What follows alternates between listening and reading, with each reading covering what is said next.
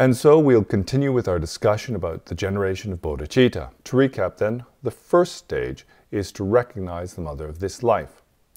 So that is the blood mother of this life or someone else that you have chosen as your focal object. And that can be anybody, but you have to have this strong belief that they are the most kind person to you in this life. And now the second stage is to remember kindness. Then we have to remember all the things that that person has done for us to further our development. And for example, when we were a child, that person would have had to wipe away our filth and do all kinds of unpleasant things to further our development. The third stage is developing this strong wish to repay kindness. And in order to do this, then we have to concentrate on the suffering of this mother or this object we've chosen. Principally, if you're a Buddhist, then this requires a belief in past and future lives and karma cause and effect. So to return to the example from yesterday, if you're a nomad, then in order to care for your child, you have to slaughter a sheep and then sell that sheep in order to buy food and clothing and medicine, those sort of things. And so by doing that, you accrue negative karma. And if you follow what it teaches in the Buddha Dharma, then that mother who had to kill a sheep may have to be reborn as a sheep in the next lifetime. And so you imagine your mother being brought to slaughter. She's been reborn as an animal in the next life and at some point will be brought to slaughter. So this is kind of karmic payback for having killed the sheep. If you have strong love for this individual, then at this point you will have this natural feeling that you want to do something. What can I do to save my mother from suffering? And then if you have a good Buddhist view, you will think, what can I do to save her from all future suffering? Because as long as she is trapped within the cyclic existence of samsara, then she will continue to suffer, to have temporary experiences of happiness, but also to have a great deal of suffering associated with being born in the mundane world. Again, as I said, if you don't believe in past and future lives, then there is a way to practice. Because you can think about the suffering of the mundane world. And many of us are old enough to have experienced the death of our parents, so we know what kind of things they have to go through. They could have cancer, which is very painful and uncomfortable. They could have Alzheimer's and other disabilities and sickness. Also, there is just the general degradation of getting old and infirmed. And so by focusing on this very strong sense of their suffering, we give rise to compassion. But primarily, this feeling that I must do something to help them. Now, if you've practiced these stages correctly, generated a sense of love for this mother or this object, recollected how kind they've been to you, and then by witnessing their suffering, you will have this strong, natural, uncontrived feeling that, what can I do to help? How can I save them? And if you've done that, then you've prepared yourself well for the main practice of generation of bodhicitta that is called Tonglen, or giving and taking. As the noble Shantideva taught, one who wishes to protect themselves and others speedily should perform the secret sublime act of exchanging oneself and others. This is the practice that actually helps us to develop bodhicitta or relative bodhicitta. Now we might think, I already love my mother.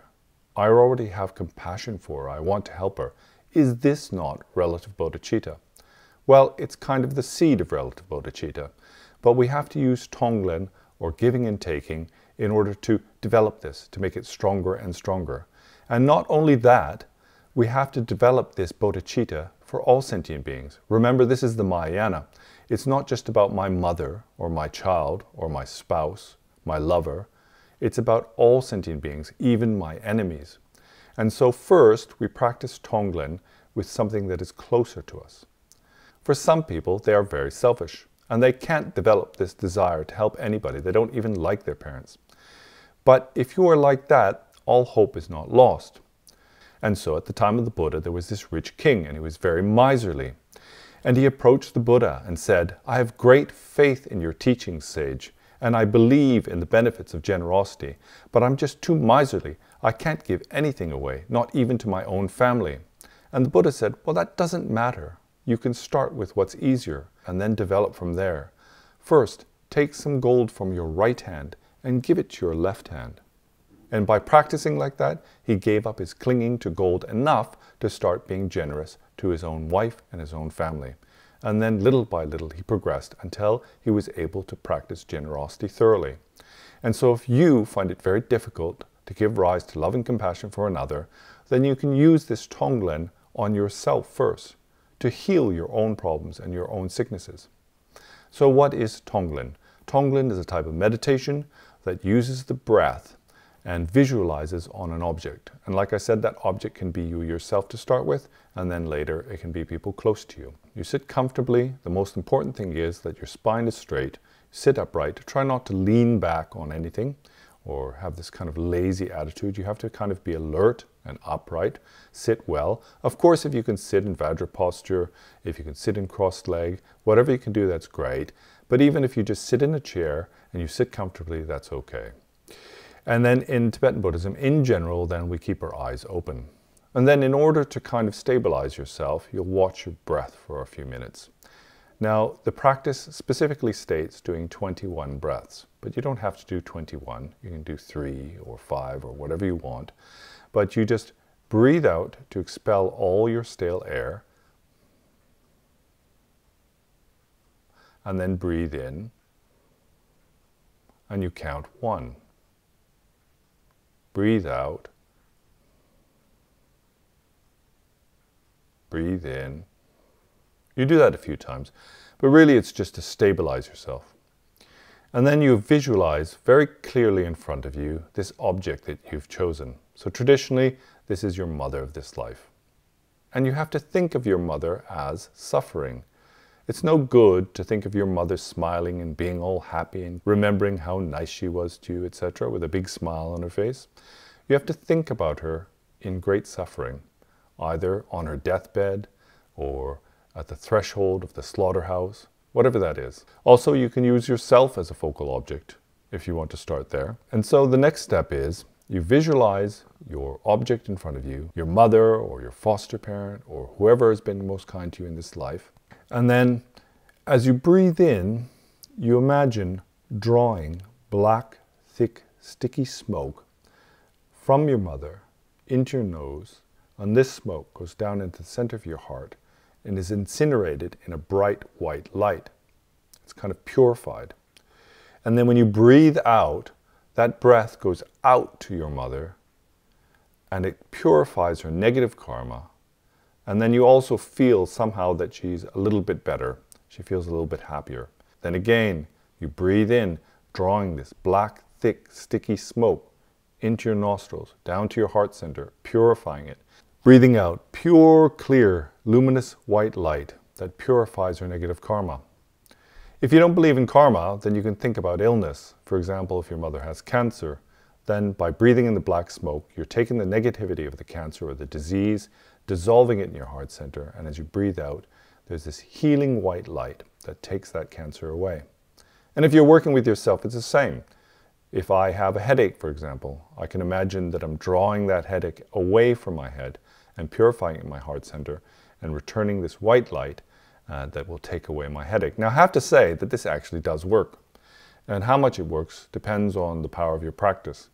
But even if you have no practice whatsoever, then psychologically it's quite a powerful healing process. But don't start off thinking that you've become some kind of great healer. Don't say to your friends, oh, you don't need to take your medicine anymore, I'll just do a bit of Tonglen for you. That's a bit dangerous. It's only really people who have a very, very high view and a very, very high level of practice who can actually benefit others in this way. And this is something that you can also do when you're just going about your day. Once you've developed a little bit of this practice, then as you're traveling on the train or on a bus, then you can imagine that you're helping people or healing people. It's a good way to start developing your practice. So again, we start with what is very close and dear to us. Our parents, our spouse, our children, and then, for example, our neighbors. Then people we don't know, people on the bus or on the train. And then maybe just everyone in our country. Then people in other countries, people in hostile countries. And eventually, we develop this love and compassion, this practice of Tonglen that reaches all beings throughout limitless space. Now, it's quite common for people to say, I don't like my mother. In fact, I hate her. But if you're a Mahayana practitioner, even if you hate your mother, then you have to be able to do this kind of practice for her as well. For your enemies, for people who are confronting you and being horrible to you. But as I said before, it doesn't really benefit you to try and go to the final stage and start there and work your way down. You should start with something very close to you that is very easy. It's not a challenge. It's not about bravado. This shouldn't be an ego trip.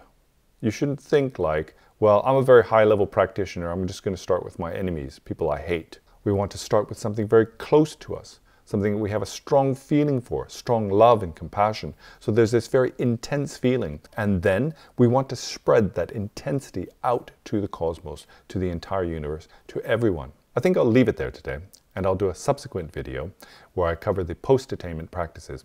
We have these post-attainment practices. They're practices that you do outside of the formal meditation session.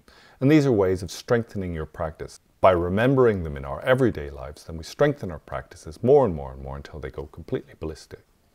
So thank you very much for joining me, and I'll see you next time.